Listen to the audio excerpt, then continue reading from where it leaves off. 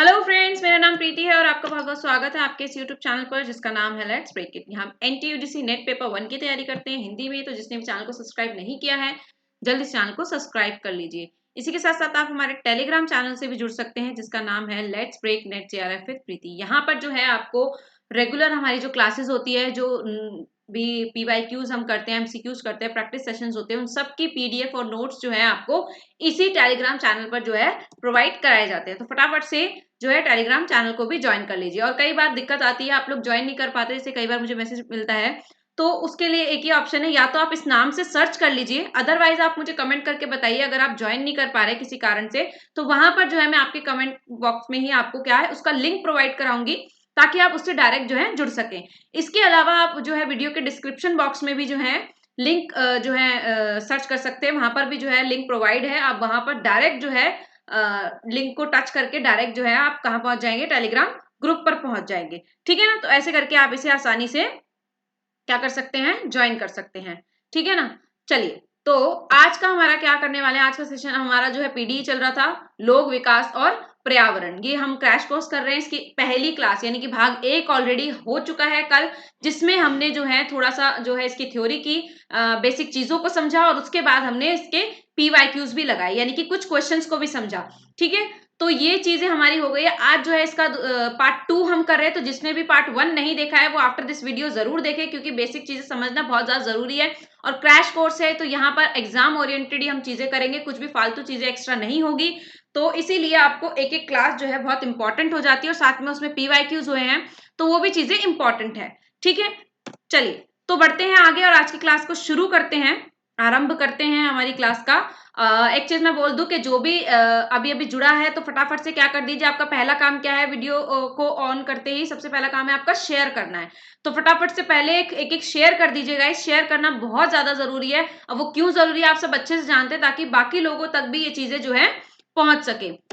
यहाँ पर जो ये मैं मेहनत कर रही हूँ और सच में सीरियसली बहुत मेहनत कर रही हूँ, आज का दिन भी बहुत हेक्टिक था, मतलब बहुत सारी चीजें होती हैं उस पर फिर ये पीडीएफ बनाना, सब चीजें जो है मैनेज करना थोड़ा मुश्किल हो जाता है। मैं आपको ये प्रॉब्लम्स मैं ये नहीं बता रही हूँ कि मेरे को ये सब प्रॉब्लम हो रही है ये सब काम करने में, लेकिन मैं डिस्कशन एक कर रही हूँ जो कि आपको पता होना चाहिए कि हाँ कैसे ये चीजें जो है यहाँ तक पहुंचती है, क्योंकि हम और आप जो है इन चीजों को डिस्कशन कर सकते हैं। तो इसीलिए मैं कहूंगी कि फटाफट से जो है शेयर कर दीजिए ताकि बाकी जो लोग हैं जिनको इनकी जरूरत है तो उस तक ये चीज जो है पहुंच सके। बस इतना ही है। और अगर वीडियो अच्छी लगती है तो जल्दी से लाइक जरूर कीजिए और आई होप, मैं पूरी कोशिश करती हूँ कि वीडियो आपको अच्छी लगे और आपके काम की चीजें हुई। लास्ट वीडियो में हम क्या कर आए एक बार वो देख लीजिए आप फटाफट से कि लास्ट सेशन में हमने क्या किया था। तो मैं वो भी आपको एक बार दिखा देती हूँ। लास्ट सेशन में हमने क्या किया था भाई, तो हमने जो है एक मिनट यहाँ से इकोसिस्टम हमने पढ़ा था कि हमारे जो आसपास का एटमॉस्फेयर है उसको इकोसिस्टम कह रहे हैं, क्योंकि वहां पर सब चीजें और सब चीजें एक दूसरे को क्या करती है, इफेक्ट करती है, चाहे वो एनिमल्स हो, एटमॉस्फेयर हो, बारिश हो, सनराइज हो, कुछ भी चीजें हो, आसपास की जितनी भी चीजें वो सब चीजें क्या करती है, इफेक्ट करती है। बायोस्फीयर पढ़ा था यानी कि जीव मंडल। उसके बाद हमने क्या देखा था, पृथ्वी के 4 मंडल देखे थे, स्थल, जल और जीव और वायुमंडल। ठीक है, क्विक रिवीजन कर रहे हैं 2 मिनट में। फिर ये चीजें हमने अच्छे से समझी थी और मैंने कहा था यहाँ से बहुत इंपॉर्टेंट चीजें आपको ये सब याद करना होगा। फिर हमने कुछ पीवाईक्यूज देखे थे। ये जो पीडीएफ है आपको मैं कहाँ पर दूंगी, जब हमारी ये पीडी वाला सेशन जो है खत्म हो जाएगा, कुछ 2-4 दिन के अंदर हम इसे फिनिश करने की कोशिश करेंगे, क्योंकि समय बहुत कम है और मैं चाह रही हूँ कि आप तक ये चीजें मटेरियल जल्दी से जल्दी पहुंच जाए। तो मैं आपको ये आफ्टर दिस 2-3 दिन के बाद हमारे जब ये सेशन ये जो पीडी वाला हिस्सा है वो खत्म हो जाएगा तो आपको ये टेलीग्राम ग्रुप पर ये पीडीएफ प्रॉपर मिल जाएगी। ठीक है। तो आज हम क्या करने वाले, इसी के आगे करने वाले, इकोसिस्टम हमने अच्छे से पढ़ लिया था, अब पढ़ेंगे हम टाइप्स ऑफ इकोसिस्टम। ठीक है। यहाँ पर ये इंग्लिश में है तो वरी करने की जरूरत नहीं, मैं साथ साथ इंग्लिश में हिंदी में बताती जाऊंगी, क्योंकि पिक्चर्स मैंने ली है। पिक्चर से मैंने हमेशा बोला है कि पिक्चर से बहुत जल्दी और बहुत अच्छे से समझ में आता है, इसीलिए मैं हमेशा इसके हक में रहती हूँ कि आप लोगों को पिक्चर से समझाऊं। ठीक है।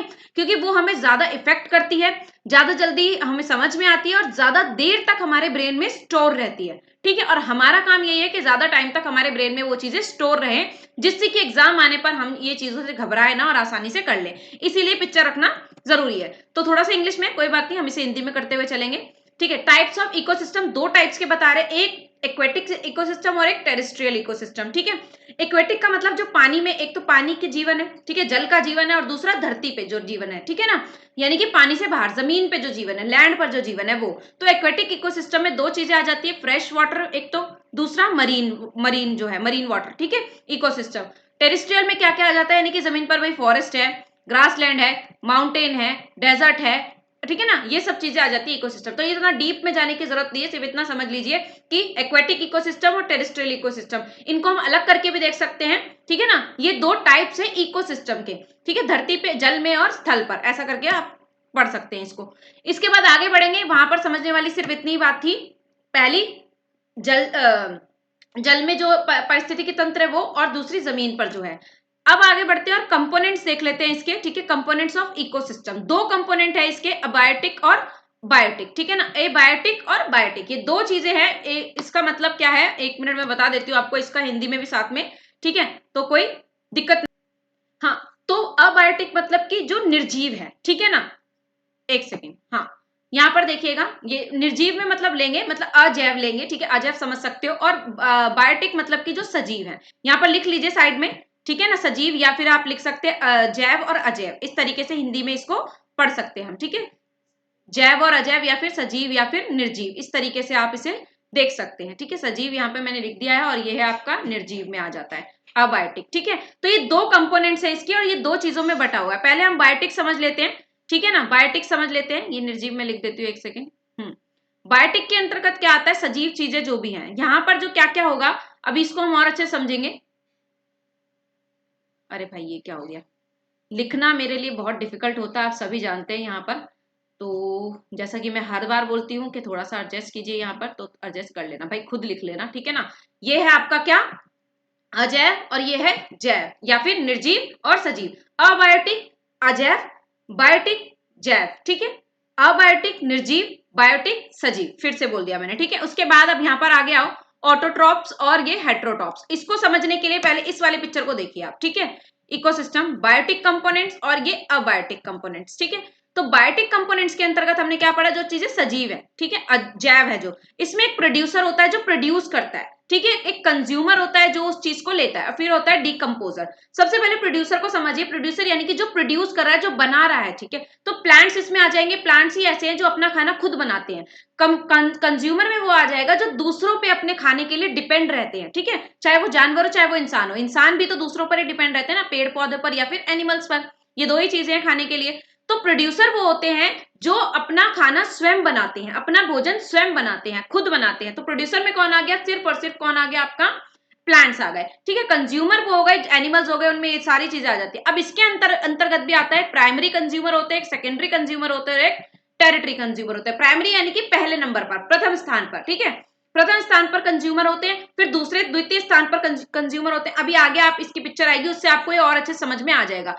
डीकंपोजर क्या होता है ये समझ लीजिए, जब जो है कोई भी जानवर, मान लीजिए कोई जानवर मर गया है, ठीक है, जंगल में कोई जानवर मर गया है, अब मरने के बाद जब उसकी बॉडी गल जाएगी, सड़ जाएगी, तो वो क्या होगा, वो डीकंपोज हो जाएगा, धरती मतलब पृथ्वी के अंदर ही उसका जो है वो मिल जाएगा। और डीकंपोज का मतलब यही है, जलने सड़ने के बाद बॉडी का क्या हो जाना, उसका जो है खत्म हो जाना उसको, ठीक है। वो खत्म कैसे होगा, डीकंपोज कैसे होगा, तभी होगा जब उसकी बॉडी गल जाएगी, सड़ जाएगी, और वो फिर क्या होगा, उसके अंदर जो है पृथ्वी के अंदर ही वो समा जाएगा, और उससे खाद बनती है। आपको पता ही होगा कि एनिमल्स के मरने के बाद जो डिकम्पोज हो जाते हैं, उससे खाद बनती है, और फिर से दोबारा से प्रोड्यूसिंग चालू हो जाती है, ठीक है। तो इस तरीके से ये साइकिल चलती रहती है।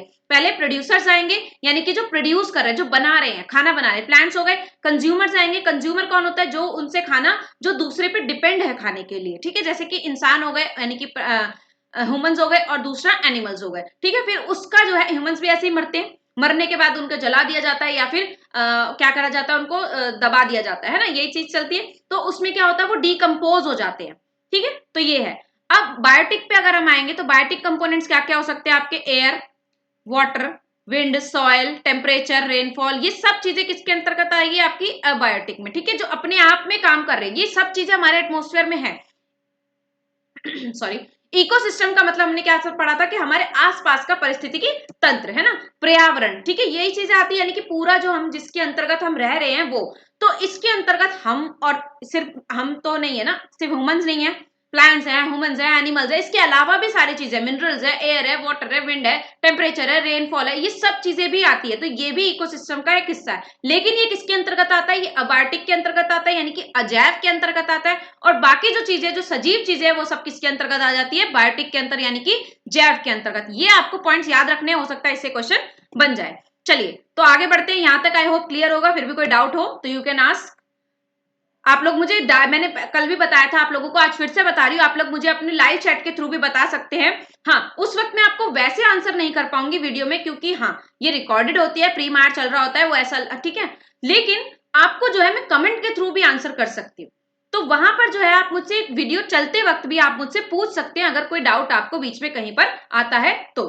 अब बढ़ते हैं आगे। अब क्योंकि ये जो ये पूरा जो इकोसिस्टम है, हमने क्या पढ़ा कि ये जो है एक दूसरे पर डिपेंडेंट होते हैं, ठीक है ना, एक दूसरे पर डिपेंडेंट होते हैं, चाहे वो एक्वेटिक हो या फिर टेरेस्ट्रियल में हो, या अबायोटिक हो या बायोटिक, या फिर पूरा इकोसिस्टम एक दूसरे को प्रभावित करता है, ठीक है, सभी लोग। तो अब ये प्रभावित करते हैं तो इनका फूड चेन भी, खाद्य श्रृंखला भी एक दूसरे को क्या करती है? एक दूसरे से जुड़ी हुई है, ठीक है।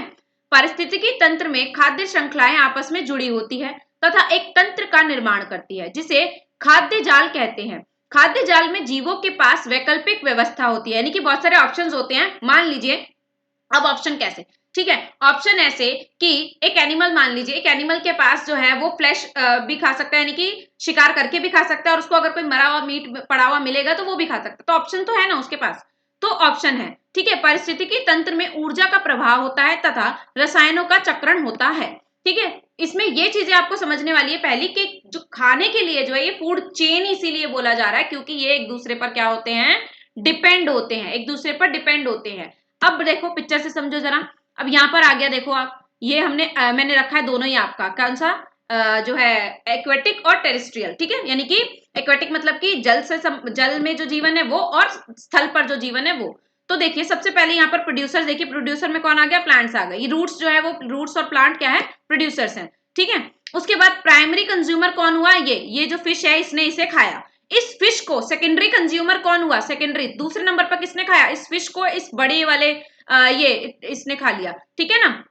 मतलब क्या है ये भाई? ये टर्टल है, ठीक है, टर्टल है, एक कछुआ है, कछुए ने जो है फिश को खा लिया। फिर कछुए को भी कोई खाएगा, या फिर आगे कोई जानवर होगा वो फिश को, मान लीजिए किसी बड़ी फिश ने खा लिया, एक छोटी फिश को एक बड़ी फिश ने खाया, उस बड़ी फिश को व्हेल ने खा लिया, तो वो क्या हो गया? सेकेंडरी हो गया, समझ गए? तो ये सेकेंडरी हो गया। और टेरिटरी कंज्यूमर भी इसी को कहेंगे, ठीक है। तो ये हो गया आपका प्राइमरी कंज्यूमर, फिर उसके बाद सेकेंडरी कंज्यूमर, और फिर आपका हो गया टेरिटरी कंज्यूमर, जो हमने वहां पर पढ़ा। यानी कि पहले नंबर पर सबसे पहला जो है प्रोड्यूसर आ जाएंगे, प्रोड्यूसर यानी कि जो प्रोड्यूस कर रहे हैं। फिर कंज्यूमर्स में प्राइमरी कंज्यूमर जो उसको सबसे पहले खाएगा, फिर उसको खाने के बाद उसका भी तो आगे नाश्ता बनेगा ना कोई, तो वो उसको खा लेगा।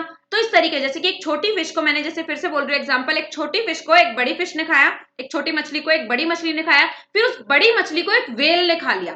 तो इस तरीके से जो है ये क्या चलता रहता है। फिर वो जो मछली क्या हुई? मर गई, एक दिन डिकम्पोज हो गई, और वापस से फिर ये चीजें फिर साइकिल में शुरू हो गई, फिर प्लांट्स बने, फिर प्लांट्स उगे, फिर वही हुआ, फिर ये सिचुएशन चलती रही। अब टेरेस्ट्रियल में अगर हम बात करें, यानी कि पृथ्वी पर अगर हम बात करें, धरती पर अगर हम बात करें, तो यही होता है भाई। सबसे बड़े प्रोड्यूसर कौन है? यही है सबसे बड़े प्रोड्यूसर, प्लांट्स है हमारे, ठीक है ना। प्लांट सबसे बड़े प्रोड्यूसर है। वो किससे चल रहे हैं? उनको ऑक्सीजन ये सब मिल रहा है। हाँ, उसके बाद जो है इसको किसने खाया? तो प्राइमरी कंज्यूमर कौन हुआ? ये प्राइमरी कंज्यूमर कौन हुआ हमारा? प्रोड्यूसर को खाने वाला कौन हुआ? ये रैबिट। रैबिट ने क्या खाया? प्लांट खाया।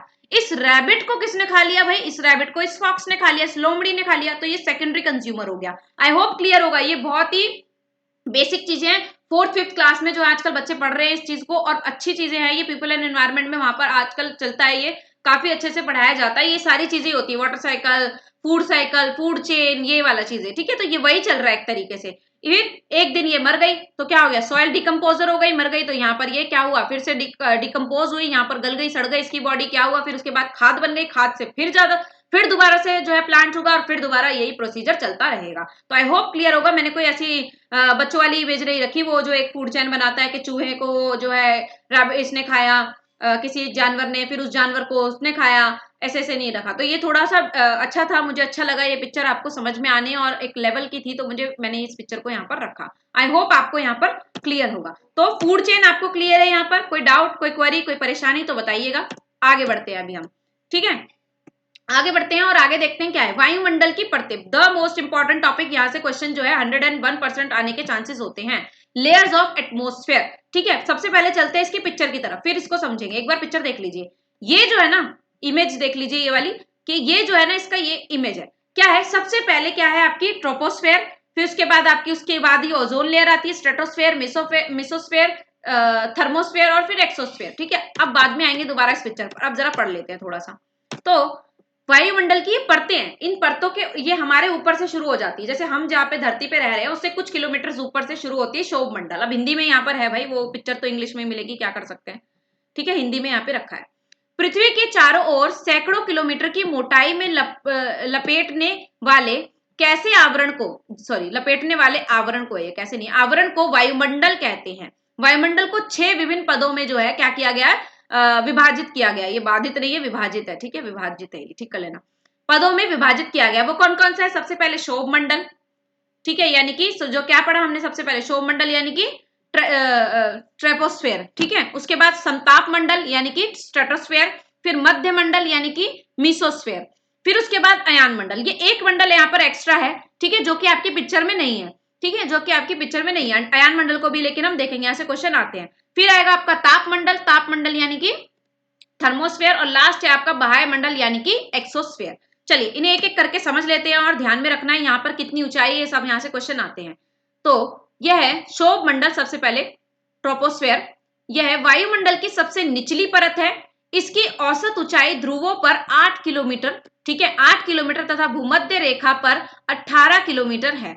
मुख्य वायुमंडलीय घटनाएं जैसे बादल, आंधी, वर्षा इसी मंडल में होती है। यह पृथ्वी से टकराकर वापस जाने वाली सूर्य की किरणों के कुछ भाग भी, ओहो ये तो इंग्लिश में हो गया भाई, ठीक है ये भाग है, समझ ही आ रहा होगा आपको, कुछ भाग भी अवशोषित करती है तथा शेष को वापस पृथ्वी पर भेजती है, जिसको हम हाउस यानी कि ग्रीन हाउस, जिसको हम क्या कहते हैं, ग्रीन हाउस इफेक्ट कहते हैं।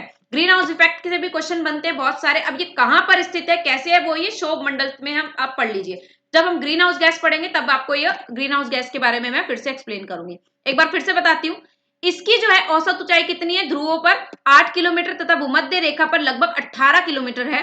मुख्य वायुमंडलीय घटनाएं क्या क्या है भाई, बादल, जहां पे आंधी तूफान ये सब आता है, वर्षा इसी मंडल में होती है। ठीक है, अब देखते हैं जरा पिक्चर एक बारी। तो यहाँ देखिए, यहाँ पर अच्छे से पिक्चर में ना एक्सप्लेन किया गया है।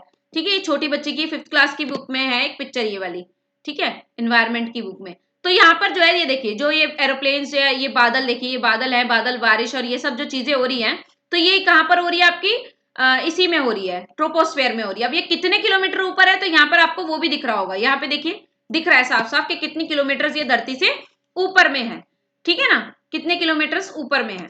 तो आगे बढ़ते हैं, आगे क्या है, यह पृथ्वी से टकराकर वापस जाने वाली सूर्य की किरणें, जो किरण पड़ती है पृथ्वी पर, ठीक है, उससे जो है कुछ भाग जो है अवशोषित करती है तथा शेष को वापस पृथ्वी पर भेज देती है, जिसको हम क्या कहते हैं, ग्रीन हाउस इफेक्ट, जो कि हमें इफेक्ट करता है। आगे बढ़ते हैं, अगला है समताप मंडल यानी कि स्ट्रेटोस्फेयर। ये शोभ मंडल की ऊपरी परत है। इसके ऊपर आपको इसका सीक्वेंस भी याद रखना है, हो सकता है सीक्वेंस पूछ लिया आपसे कि कौन सी जो है ट्रोपोस्फेयर के बाद क्या है, इसके बाद क्या है, सीक्वेंस में लगाने के लिए भी क्वेश्चन आ सकता है, तो सीक्वेंस भी आपको पता होना चाहिए। शोभ मंडल की ऊपरी परत है, परत से प्रारंभ होकर पृथ्वी की सतह से 50 किलोमीटर तक ऊपर है।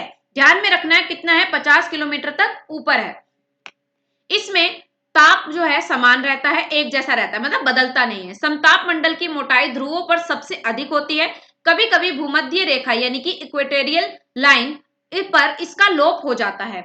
वायुयान के उड़ने के लिए सबसे आदर्श जो है दिशा है, ये नशा नहीं है भाई,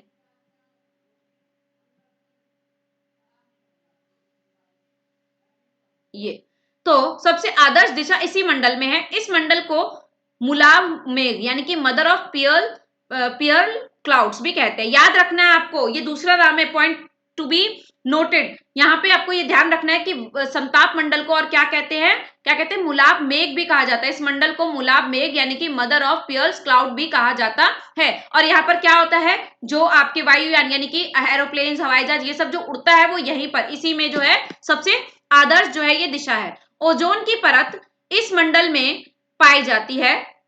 इसी मंडल में क्या पाया जा रहा है आपका, ओजोन की परत जो है, जिसको समतापी ओजोन भी कहते हैं। ओजोन सूर्य से आने वाली पराबैंगनी किरणों को अवशोषित करता है। जैसा कि आप सभी जानते हैं ओजोन के बारे में सभी ने पढ़ा है, जिस अगर नहीं भी पढ़ा है तो आगे हम ओजोन को भी कवर करेंगे।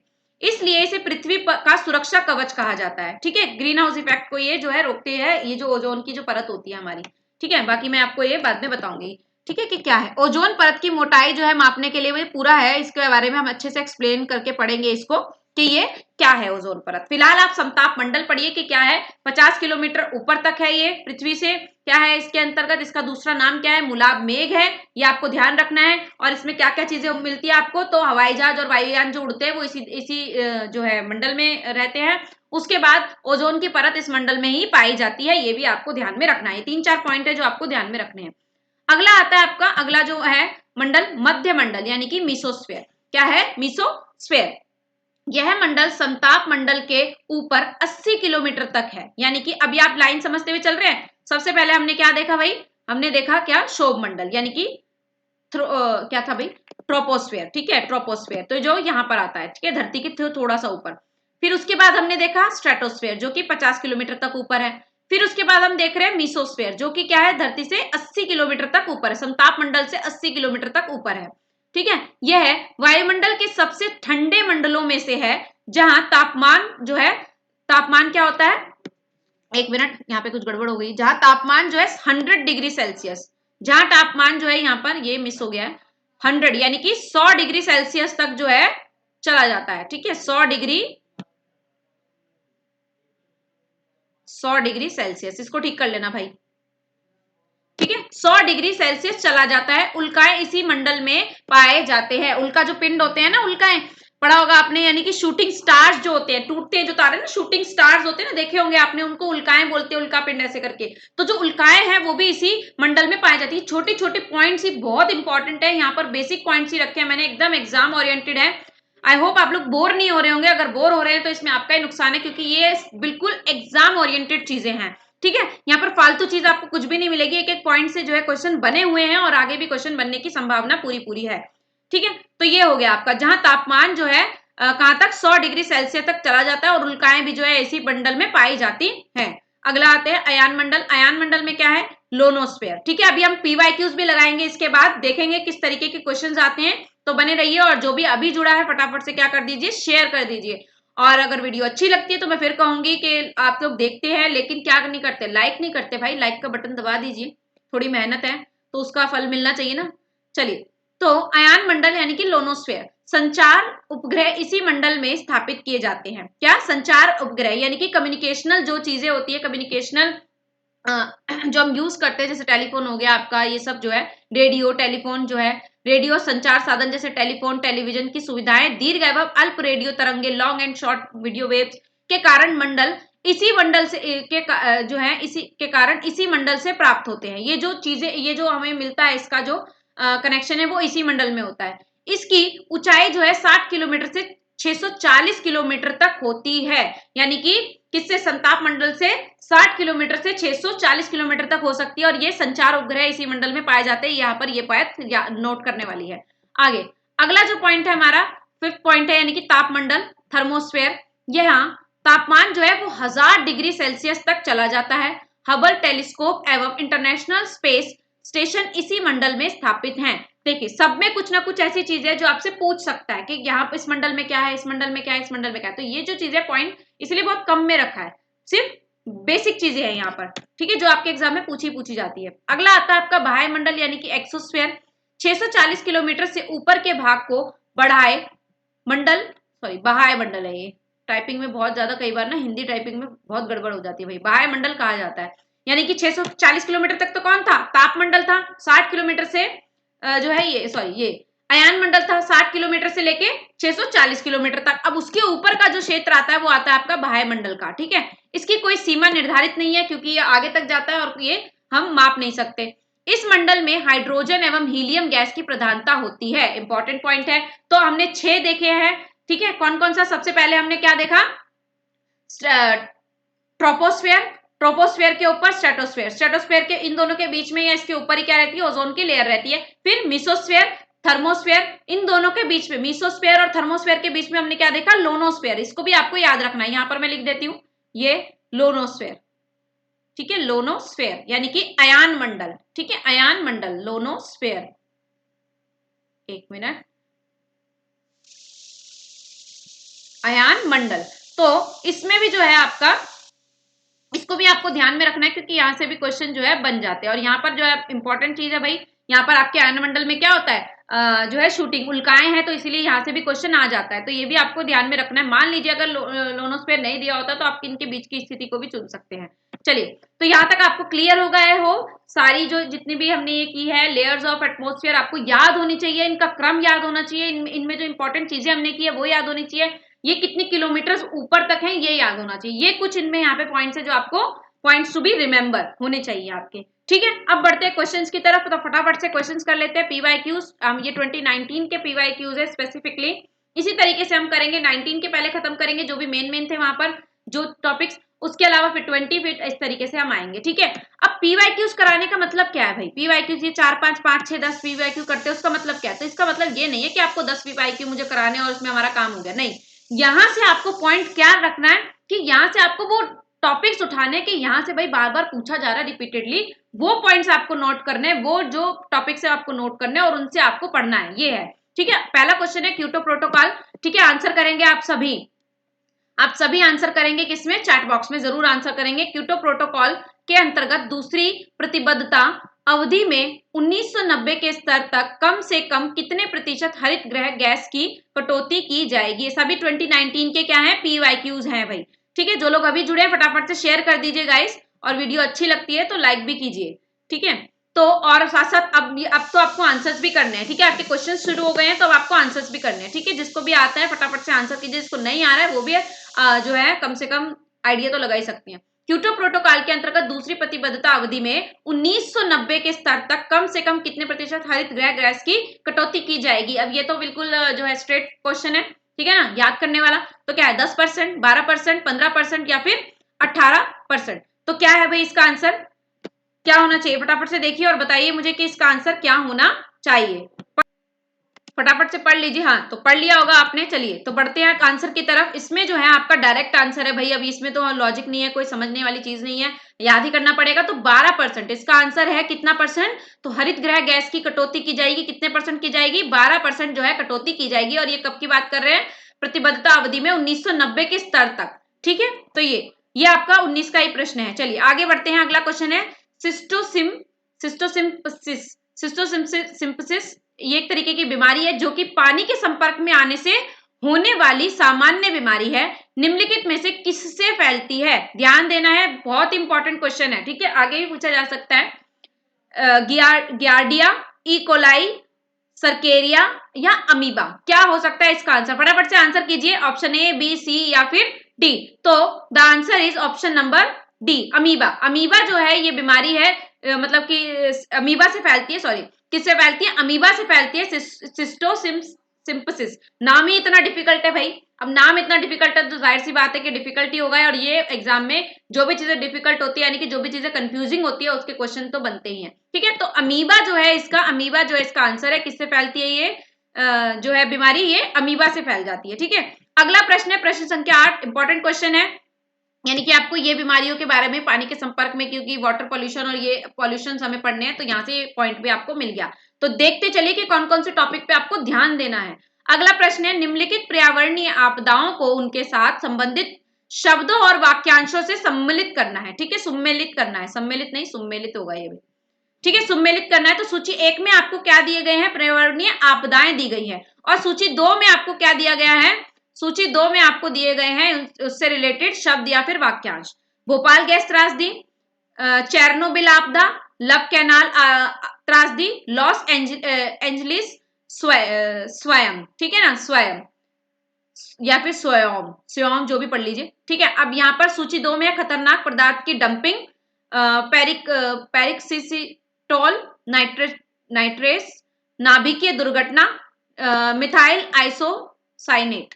तो क्या है यहाँ पर आपके पास ये कूट दिया गया है, इसको देखिए, ये कोड दिया गया है, देखिए क्या होना चाहिए। तो चलिए बढ़ते हैं, इसको कर लेते हैं। भोपाल गैस त्रासदी तो सभी जानते हैं, क्या है भाई भोपाल गैस त्रासदी का क्या होना चाहिए? क्वेश्चन नंबर 8 देख रहे हैं, भोपाल गैस त्रासदी का क्या होना चाहिए? आप सभी को पता है, मिथाइल एसोसिएट, है ना, यही था इसका। मिथाइल गैस जो है वो फैल गई थी, उसकी वजह से जो है क्या हो गया था, ये सारी जो है भोपाल गैस की त्रासदी हुई थी। उसके बाद यानी कि उसके बाद क्या है, चेरनोबिल आपदा। चेरनोबिल आपदा में क्या है, तो ये क्या है, नाभिकीय दुर्घटना थी एक, ठीक है। उसके बाद लव कैनाल त्रासदी में क्या है, ये जो है इसमें क्या है, तो ये है आपकी खतरनाक पदार्थ की डंपिंग।